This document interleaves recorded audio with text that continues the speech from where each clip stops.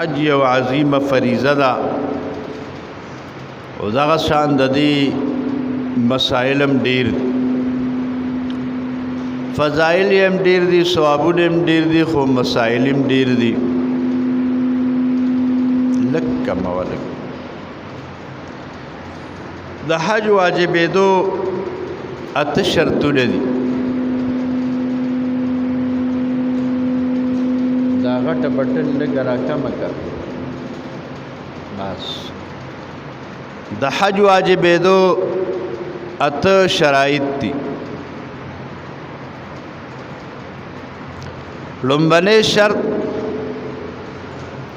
چې حج په سړي باندې واجبېږي او لازمیږي، نو لومبنی شرط اسلام دی چې دا سړی به مسلمان وي، د به کلمې طیبه ویلی وي، په اسلام به مشرف وي. نو لہذا چې مسلمان نه دی په هغه باندې اول اسلام فرض دی، بیا ور باندې احکامات فرض دي.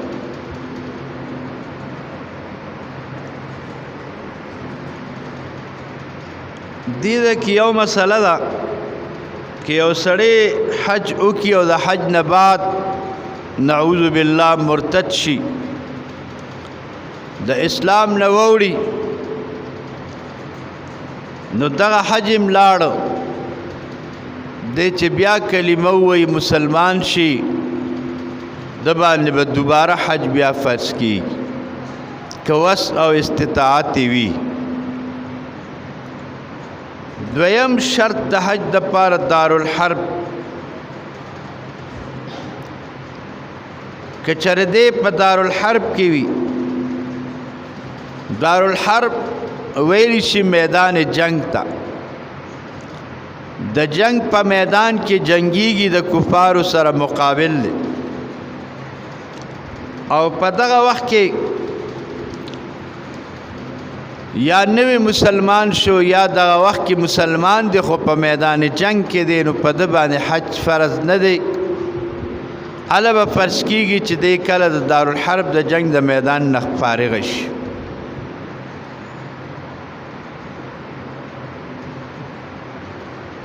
دویمه خبره دریم شرط بلوغ دی چې دا سړی به بالغ وي. په نابالغه باندې یعنی په ماشوم باندې، په نابالغه باندې، په لیونی باندې او په پاگل باندې حج نشته. بالغ بی او عقل بے برابری. سلورم شرط پدے کہ عقل، چا عاقل بی، بالغ بی، لیونی باندې نشتا. پنځم شرط آزادی دل دی چې دی به آزاد وي، غلام بني، ځکه په وینځې او په غلام باندې حج نشتا، ولې چې دی د بل مالک ما تحت د هغې د وجې نه دی حج ته نشي تللی چې څو هغه اجازه ورنکړي. او کچر مالک ځان سره بوزي د خدمت لپاره، نو دا حج د نفلی ګرځي او فرضي حج یې نه کېږي. شپږم شرط د واجبېدو روغ صحت دی چې د دغې سړي اندامونه به جوړي، په سترګو به ړوند نه وي، پخپو به شل نه وي، او پالج والا بړي، یو خپا به یې کټ نی، مقصد روغ بی. او که بل چا ځان سره بوته او هغه په ده باندې مشقت کو او د ده تکلیف یې برداشت کو، نو بیا به حج ادا شي، ورنه شرعا په معذوره باندې حج نشته. شریعت په قانون کې په معذور باندې حج واجب نه دی. اوم شرط چې د سره به خرچه وي د سورلۍ د تلو او د راتلو او هلته کې هم د خرچې اسباب به د برابري. که د ده په کور کې واړه بچي وي چې د هغې خرچه هم دی پرېږدي، داسې نه چې د حج له لاړ شي او هغې بیا سوال کوي او ګرځي او خوارداري. دا شرط د حج دپاره دی چې دی به د کور خرچه او خپله خرچه آنا جانه ولري، نو دی به حج ته ځي، حج پې واجبېږي. دغه شانتې په دې کې بیا نور ډېر زیات مسائل دي. یو مسله پکې دا ده چې د ده دا خرچه به د حلال وي، د حرامو به ني. دې وجې نه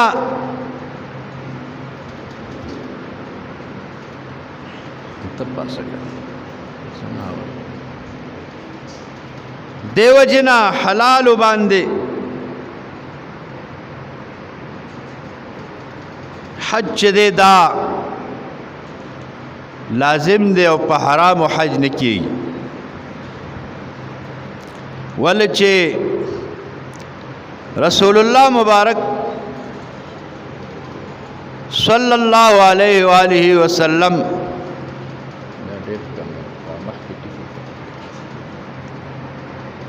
رسول الله صلی الله علیه و آله وسلم مبارک فرمایلی دی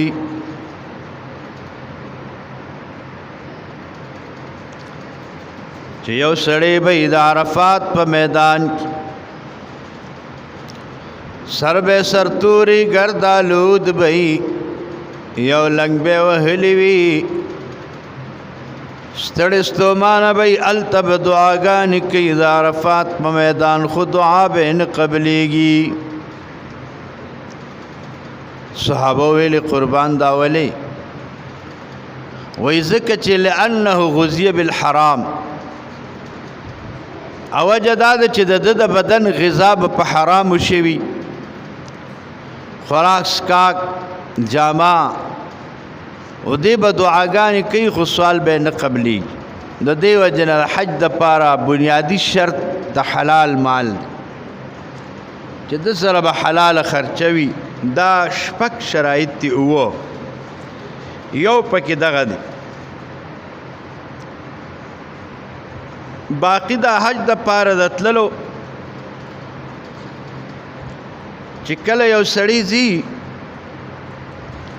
نو که پیدل تلی شي او یا په سورلۍ باندې، دام پکې یو شرط دی چې دی دغه باندې قدرت لري نو د باندې حج فرض کیږي. د وجوب د ادا شرایط هغه هم دلته کې دا دي چې په لاره کې به دته امن وي، داسې نه چې په لار باندې دته یره د دشمن راله یا د حکومت د طرف نه دته بندش راغی،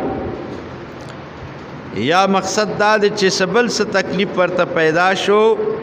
نو د دغې تکلیف په وجه باندې امن دته نه دی، نو بیا هم پې حج نه واجبېږي. هله چې د باندې شرایط د بد امنۍ نه وي، د نقصان او د تکلیف نه وي، د دشمن یره پکې نه وي. دویم شرط دا دی که ښځه ځي نو ښځه چې د 3 ورځو په مسافت مزل کوي نو دې سره به خاوند خامخا وي، که عمرې لتلا او که حج لتلا،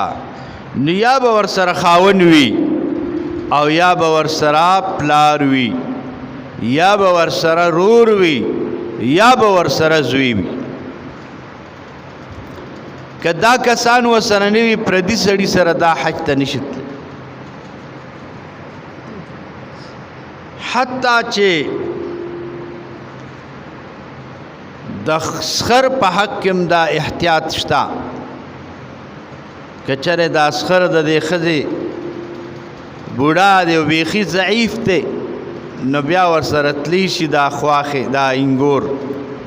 او دې وخت کې د ښځې د اسخر سره هم بل دې لپاره جواز نه راځي نور خو نشته دویمه خبره دا ده بله خبره پکې دا ده چې کله یو ښځه ځي نو دا به د عدت په ورځو کې نه وي که دا عدت د دې د خاوند د وفات دی او یا د طلاق دی او یا د رجعت دی او د عدت دی چې کومه ښځه مثال په طور په عدت کې ده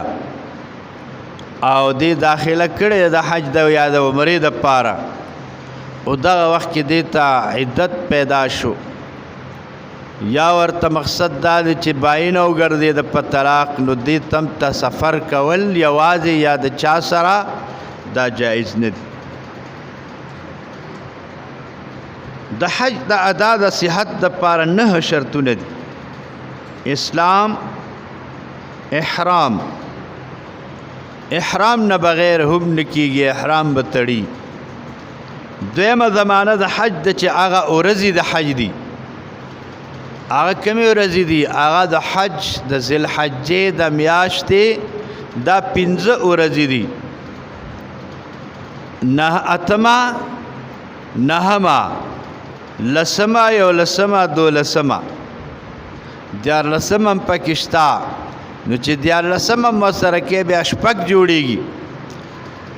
خو دا اتمه ټوله نه ده دا پکې صرف دا ماسپخین نه ده نو دی وجې نه ماسپخین مازدیګر نه به دا روانېږي حاجي او منا ته به ځي شپه به رسئ دا بیا وروستو بل باب کې راځي درته وایم بل عقل ناسمج ماشوم باندې حج عمره نشته فرض پې نه دی د حج د فرض کېدلو چې حج پې فرض شي او د ادا کولو دا هم چې د 9 شرطونه دي چې مخکې ما تاسو ته پکې څه بیان هم کړل یو پکې اسلام دی دویم د مرګ د وخته پورې په اسلام قائم پاتې کېدل دریم عاقله چې عقل وي څلورم بالغ پنځم آزادېدل شپږم چې د قدرت لرونکي وي روغ جوړ وي اووم دا چې نیت په د فرضي حج کوي د نفلي به نه کوي او اتم دا که د بل چا دپاره حج کوي نو د هغه نوم نه به اخلي د هغه د وجې نه یعنې دی به وایي چې زه دا حج د هغه پلانکي د جانب نه کوم نو دا څومره احکام چې دی کوي دا به د هغه بل چا دپاره چې کوي د هغه د طرفه به کوي باغې په حج کې 3 شیان په حج کې فرض دي احرام تړل اول د حج د پاره احرام دی د عمرې د پاره اول تړل احرام شریف دی احرام چې دی د دې تفصیل راځي و دا 2 جامې دي یوې جامې نه لنګ وهل دي یوه صادر نه او یو صادر چې دی هغه به د ځان راتاوي او هغه یو نه به لنګ ووي دا دې ته احرام ویلی شي دا به صفا سترا دا به ګنډلې شوي نه وي دا به صفا ساده کپړه وي نن سبا زمونږ په دې ملک کې اکثر سپین هغه سپینه کپړه چې کومه ده هغه جوړوي مونږ ورته څه وایو احرام ورته مونږ هم وایو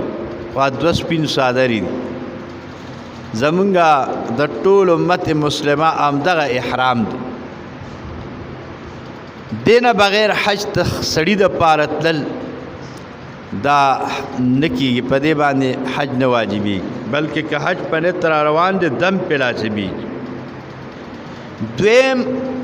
فرض په حج کې د صبح صادق نه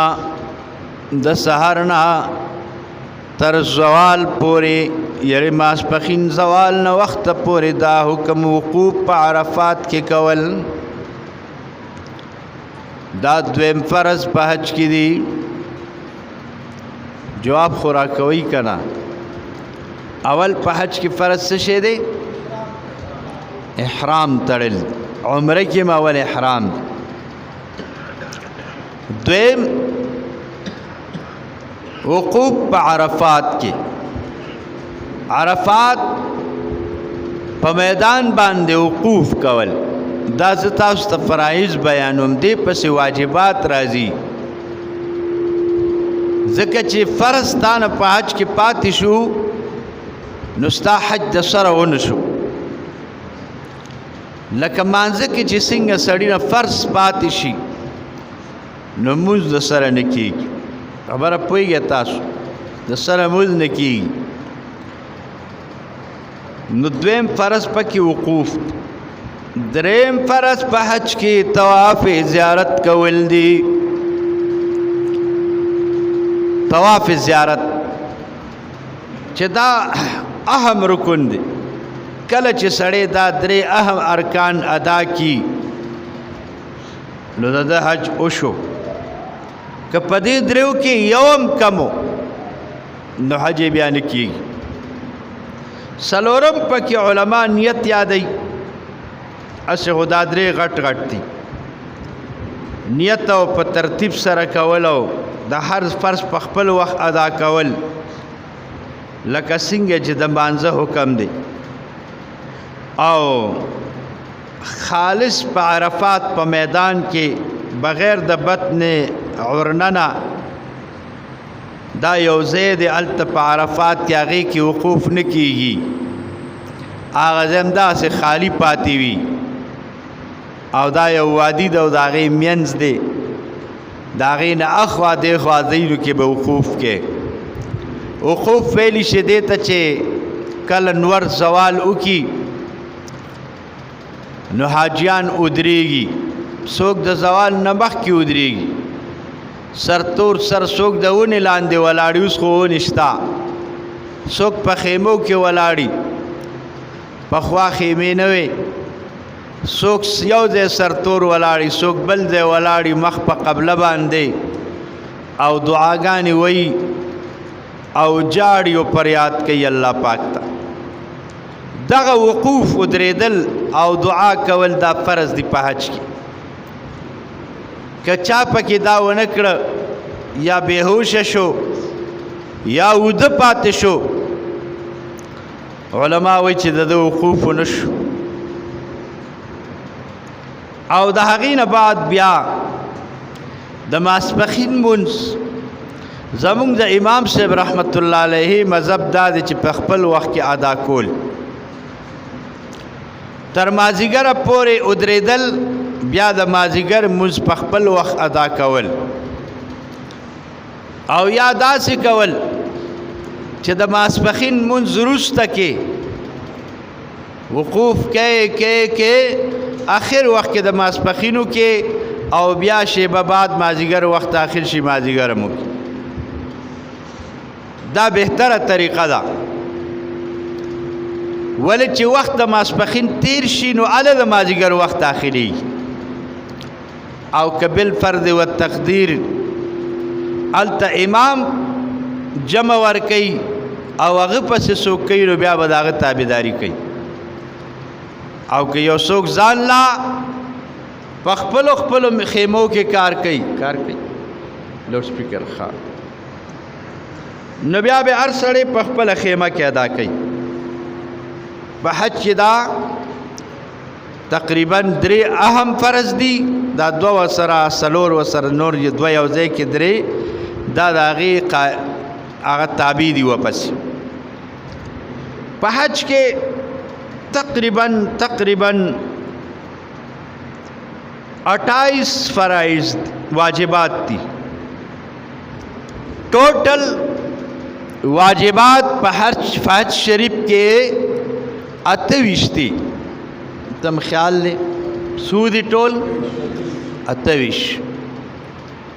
سو علماء خو رالند کړي دي او دلته د 28 واړه تاسو ته په لنډو الفاظو کې ذکر کوم. اول د ټولنا د میقات نه مخکې احرام تړل دي. که څوک د حج په نیت ځي او احرام د میقات نه مخکې ونه تړي نو بیا د احرام د میقات نه همداسې واوړېده نو د باندې به دم لازم شي یا به دم ورکوي. دویم واجب په حج کې په صفا مروه کې سعی کول دي. په عمره کې دا رکن دی، فرض دی، او په حج کې صفا مروه کې سعی کول دا واجب دی. دریم دا صفا غرنه به سعی شروع کې په مروه به ختمه. سلورم که یو سړی سعی کوي په طواف کې یا په صفا مروه کې نو دا به پیدل کوي. پیدل تلل بهتر دی او که بیخي ډېر زیات بیخي ودرېدیم نشي نو بیا به په سورلی کې به څوک کینی او بوزي او سعی به پې کوي. لکه اکثر تاسو ګورئ په هغه کورسو کې په ویلچیرو کې خلک چا مور په مخه کړي، چا پلار، چا یو مشر او سایه پې کوي. نو دا د عذر په وخت کې ښه. پنځم واجب وقوف په عرفات کې دا به څه کې دا به په ورځ کې وقوف کېږي، د شپې وقوف نشته نه کېږي. واجب دا دی چې د ورځې به کې. او شپږم وقوف دومره به وقوف کې چې مازدیګر نور زیړي ته ورسیږي. بعضې حاجیان صاحب مازدیګر منځو کې ورا خوشي شي، اوس خدا چل شروع دلته نه دومره اوږد وقوف پکې چې د مازدیګر نور زیړي ته ورسېده نو عرفات کې به کله چې نور پریوته د ستا وقوف ختم شو او تا باندې به هلته د ماښام اذان هم کېږي په عرفات کې، خو ته به د ماښام مونځ هلته نه کې، د ماسخوتن به هم نه کې. بس هغې پورې به ته دا مونځ نه کې چې څو ته مزدلفې ته را رسېدلی. کله چې د عرفات نه راځې نو چې څو پورې امام راوتلی نی ته به نه روځې. اتم عذر دا اتم واجب په حج کې په مزدلفه کې شپه تېرول دي. کوم ځای کې؟ مزدلفه شریفه کې. نهم واجب دا دی چې په مزدلفه کې به د ماښام او د ماسخوتن مونځ یو ځای کې. د ماښام مونځ به ستا دومره وروسته کېږي چې ماسخوتن ته به رسي. او که وخت د باندې ولې چې مزل کې کله کله ماښام وخت به ختم هم شي نو ته به څه وکې؟ ته به اول د ماښام مونځ وکې او بیا به د ماسخوتن مونځ کې. لسم واجب دا دی چې دا کاڼي ویشتل شیطان ویشتل په لسمه ذوالحجه په 11 او په 12 باندې شیطان چې ورته وایي شیطان ویشتل دا واجب. 11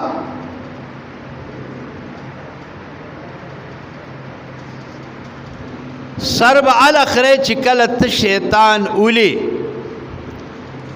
د شیطان ویشتونه مخکې سر خریل نشته او بیا د شیطان ویشتونه بعد قربانی کول. قربانی کول دا واجب. چې کله د قرباني وکړله نو د قربانۍ نه پس په بیا ځې او صاحب مهربانه سر به خرې د قربانۍ نه مخکې سر خریله دا جایز نه دي واجب دغه دی چې مخکې به قرباني وکړې اول به شیطان ولي لومبې غټ شیطان چې ورته وایي بیا به هغې نه بعد قربانیان کېږي بیا به د هغې نه بعد سر خریل کېږي دې ته ویلی شي ترتیب دا ترتیب په حج کې عند الاحناف فرض دی اوس خو هلته نوي نوي کارونه په خلکو کوي دا حجونه د خلکو د عوامو ټول خراب شي ترتیبات په بدل کې او ګډ وډي کې بھی اکثر به علم یا غ معلمین وی پروا نشته یو کداو نوی نوی مفتیان بولیان پہ کی راوزی موسرم یوسو مای گوره د دې ممنه خرابای بم خلکو تبه میوي سل کسانو هغه چې په حج کې پیدا لوبه وکړي ما ته आपने तो ठीक कहा था मैं खुद ठीक कहा था मैं دغه حال استاسو دغه مشران دینو نو بس دا کسی په کې ډېر راضي صاحب هغه نه بعد ته بیا بایکاټو کو مې اوس د باندې سوشو اوس کو بایکاټو مک او بل چلے پکړو مینا کې پښپې نه کولې چې قرباني وکړه وې زې وسټلو تخپل وټلو تلاټ مې اوس خواندر کو یار ادھر ګرمي ہے میں نو دا هم په حج کې دا کمال دی چې دا ګرمي و برداشت کې وہ ہمارا معلم کہتا ہے بس گرمی ہے لوگ مر رہے ہیں گرمی سے میں دا قشیز غرق کړه و دا ستاسو شی دی بوتل شان دی او نیغ نیغ کیږي او حج د باندې ټول میرات کوي شرم و یا خو پخپل لاړ کنه د اسلام آباد سوکو و یم لاړ اٹل ته مې خو صرف پیسو راغلو پیسې کرکړه او تاسو پروا ساتي دا خو هر کال دیزی پیسو میں سو د پاره لاړ شیو هغه خلکو باندې حج شرمای ناغه ټولی وټلو کې پیدا باقی شپې د مینای په کم ځای کې وکړي په وټلو کې په وکړي او مسله دا ده چې څنګه د قرباني وکړه وراله او سر د اوخرل نو دومره اجازه شته کې احرام کلاو کا اور عادی طواف زیارت پکې او حدیث مبارک کے محبوب فرمائی چې څنګه د طواف زیارت وک هر وخت چې د طواف زیارت نه فارغ شوي کشپه او کنیمه واپس په مینا ته بزان رسي دا شپه په حرم کې نه تیرې نو څنګه سا وټل حرم حدود سره د وټل تبيازي نو دغه څه قصه ده صاحب مونږ چې باچه طواف زیارت کو سخت مریضو ما بس بیا تلم پیدل روانو من تلم یو ځای پورې په 50 ریاله گاډي بوتلم بیا پیدل مزل بیا رانه لارم بدل ورکشه وا د شپې 2:30 بجې بیا مینا تخبل دې ته ورسید اور مزل می پیدل کړو زکا چې دا مسله ده چې تب بیا د طواف زیارت نه ډایرک مینا ته ځان رسې نو دا واجب دی مینا کې بشپکه او د هغې نه بعد د طواف په وخت کې بخپل ځان چې کم دی ښکاره کې بنو حج کې د سر نه علاوه نور بدن بستا پټي او د مخ نه د طواف نه بعد بیا 2 رکعات خلق کی طواف زیارت نه بعد او دې کې یو مسله یاد ساتئ کچره تا په اول کې سایه نه د کړي په صفا مروه کې نو د دې طواف زیارت نه بعد به بیا دې سایه وکې صفا مروه کې با سایه کې ولې چې تا باندې پاتې ده دا به کې دې وخت کې او 2 رکعاته مونځ که دې وکړه ښه ده که دې ونه کړه واجب نه دی دې ځای کې دم نه لازمیږي شیطان چې اولی سر به د سرتوري او هغه وخت کې د هغې خپلې دعاګانې د رستو د هغې وخت راځي تاسو ته بیا ویم دا ټولو شیانو نه دا ځان به ساتې په دغه وخت کې دا تقریبا د سر خریلو نه بعد چې عرفې نه لاړ او سر دې وخریلو نو به چې کم دی د طواف زیارت پورې به ته د خپلې بیبي نه ځان ساتې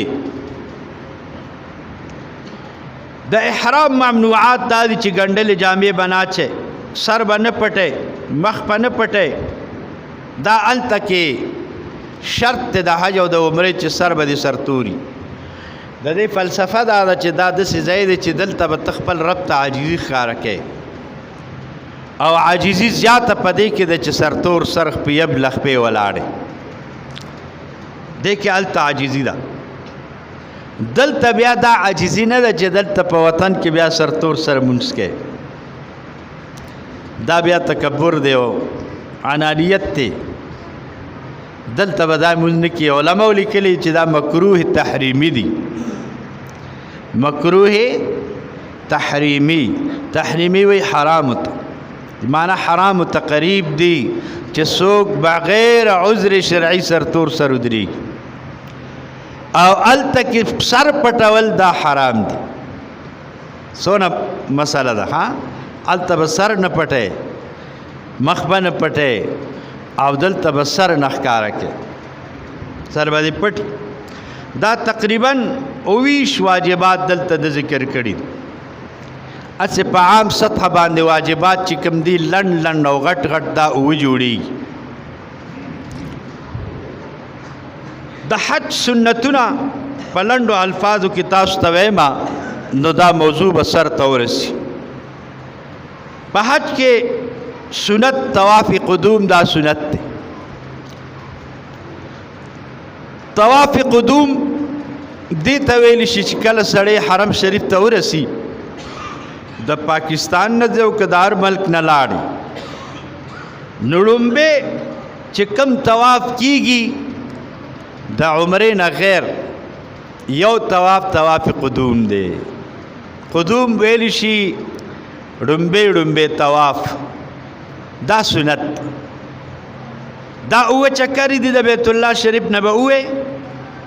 او بیا به د عمرې بل طواف وکړې که عمره کې بیا به د عمرې بل طواف وکړي هغې نه بعد به بیا سعی وکړي صفا مروه کې دا بیا ستا عمره برابرېږي که تا نیت ته عمرې کړي وي دا طواف قدوم دا مفرد او قارن حاجی د پاره سنت ته متمتع د پاره دانشتا متمتع هغه تویلی شي چې دی طواف د عمرې مخکې کی بیا خیر دی ولی هغه په لازم دی او که وکینو بهتره ده سبدیت پکې نشتا خو واجب په نه دی سنت په نه دی طواف چې شروع کې نو دویم سنت دا چې د حجر اسود نه به شروع کې دا حجر چې دی دا حجر ابیضو دا تک سپین کاڼیو او د یاقوت سره سره زینم پکیو دا کاڼي آدم علیہ السلام د جنت نه راوړي دا جنتی کاڼي دی کاڼي کې دا کمالو چې دا اوس چې څومره د حرم شریف حدود دي دی خوا څلور طرف دا حدود چې ورته وایي میقاتونه د دې ځایونو پورې به د دې رڼا خورېده دا د حرم حدود مقرر شو دی باندې بیا زمانې لاړې نو دا تور شو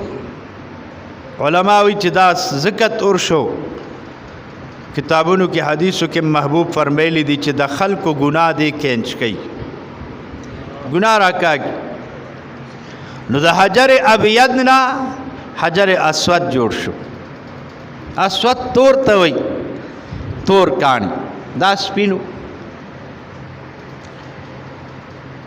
طواف قدوم کې یا طواف فرض کې به رمل کې دا سنت. رمل ویل شي پهلوانیت، دا چې کله ړومبی 3 چکرې کې او د حتیم دا سپین کاڼې دا دیوال چې دی دا دیوال چې کله ختمیږي او داغې نه دی رکن یمانی پورې دې کې به په منډه دی او دا مټې به داسې د پهلوان په شان خوځوي. دې ته ویل شي رمل. دا رسول الله مبارک صحابو ته یو حکمت ښودلی وي داسې وکړي. مشرکانو خپلو کې پټو کې صلاح وکړه، خپلو کې عجیبه د راز خبره ده. کافرانو صلاح وکړه، وی راځئ په دې غونډۍ به دې مسلمانانو ته کینو، دې د مدینې منورې تبه والي دي، دې به ډېر ضعیفه وي او ډېر به کمزوري. نو د الله محبوب ته خو خدای علم ورکړو، نو بس هغه صحابه راغونډ کړل، وی مشرکان بس تاسو تماشه کوي، خو دا غونډۍ کې ناست دي تاسو ته ګوري، خو چې کله دې ته مخامخ شئ نو د دې مخکې ښه خپله پهلواني ښکاره کوئ. خیر دې ړومبو 3 چکرو کې ښه پهلواني وکړې، نو چې کله دې دا کار وکړو نو مشرکین والله چې مسلمانان خو سب ښه بار دي، ښه تکړه دي. وی موږ وی چې دی به د یثرب تبه وهلې وي. داسې عجیبه حکمت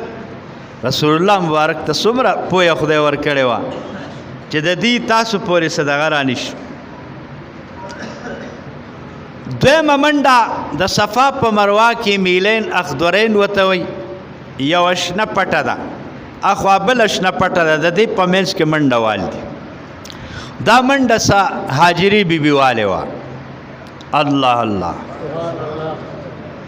د اسماعیل علیه السلام مور، هغې چې کله اسماعیل علیه السلام بیت الله شریف سره پرېښودو او د اوبو په تلاش کې ووته چې دله بچي اوبه راوړمه بچي لا، نو صفا غر ته وخته، 4 چاپېره وکتل، یاره چې اوبه به چته میلو شي، نو اوبې په نظر رانلې، نو بیا راکوش شوه، یورګه دې بل غره ته به وخېږم، نو چې دې لاندې ځای ته راله نو بچې ته پناه شه. نو دغه وخت کې دی وی منډه وواله، چې په منډه منډه لاړه، نو چې بیا هغه غر ته خطه نورو شوه، بیا هلته 4 چاپېره وکتل، نو د اوبو څه درک بیا پیدا نه شو، نو بیا د مروانه را روانه شو چې لاندې ځای ته راله، بیا منډه کا. نو دا 7 چکرې دی د بچي په خدمت کې ووهلې، او چې په 7 چکر صفا مروه غر ته وکتل وخته، نو چې خپل بچی ته مخ راواړو، نو اسماعیل علیه السلام مبارک دا بزمزم د کوی سره دغه ځای کې یو وادي ده، او دغلته دا وادي وه مخکې، دغلته لتې به وي، او د ده مبارک د خپو لتو سره د ځمکې نه دا بزمزم چینه را شروع شوی، اوبه را شروع دي، خو ګوري چې یو زمری دی غړمبېږي او د ده مبارک نه چاپېره تاویږي د حضرت اسماعیل علیه السلام نه. بس زر زر مریم دا هاجرې بیبي را منډه کې چې اس نه دا زمری مې بچي ونه خوري، چې راله زمري دا لکۍ وخوځوله چې زه د پیغمبرانو بدنونه په موږ حرام دي، زه د ده د خدمت دپاره راغلی ما چې څه بل څه حیوان را نشي. او حضرت هاجره بیبي وایي چې زمری لاړه او چې ګورم دا اوبه را خوټ کېږي د ځمکې نه، دا جنتي چینه ده، د جنت نه دغه وخت کې د ده په لتو سره الله را شروع کړې ده. حضرت هاجره بیبي لګیا شوه او کاڼي ورته ږدي، او دا اوبه ته بند چې ورته وایي زمزم زمزم، رکو شه رکو شه ودرېږه، زما د اوبو سره خبرې کوي. سبحان الله، د هغې هغه خبرې الله ته دومره خوښې شوې چې د هغې دپاره دا نوم تر قیامته د زمزم شروع شو. او د دې دا منډې الله مونږ دپاره عبادت وګرځو، د هغې دا منډې الله مونږ دپاره حج کې فرض رکن وګرځو، په واجب رکن وګرځو، په عمره کې راله فرض وګرځو، د نیکانو بندګانو ناز و ادا چې وه هغه الله د وروستو امتونو دپاره عبادت ګرځولی دی. دا عبادت دی. اوس څوک چې د یو نیک انسان ادا کوي هغه له په الله اجر ورکوي، هغه په الله ثواب ورکوي. دا د هغې پاکو خلکو یو یادګار ورونو. اتم شپږم سنت دا دی په عرفات کې نهم به عرفات کې تیرې اوم دا چې مینا کې به 11 اتمه دا چې د سحر د مانځنه پس په د مکې نه روانېږي او په اتمه ذوالحجه باندې او مینا ته به دا 5 منځونه رسې ماسپخیر مازیګر ماښام ماسخوتن او سحر منځ بستا په مینا کې راځي د عرفات په ورځ د عرفې د سحر منځ چې د په مینا کې سحر وکړه نو په وخت برمانځه پسې فوري روان شي او د عرفات میدان ته به ځان رسئ دا سنت دی هلته وخت باندې تلل دا 11 سنت د عرفې په ورځ د وقوف دپاره غسل کول 12 د عرفات نه راتلل په مینا کې شپه تیرول 14 سنت د نور خطونه فورا د مینا نه راتلل مزدلفې ته 14 سنت دا چې 10 او 11 نه بعد دواړه شپې په مینا کې تیرول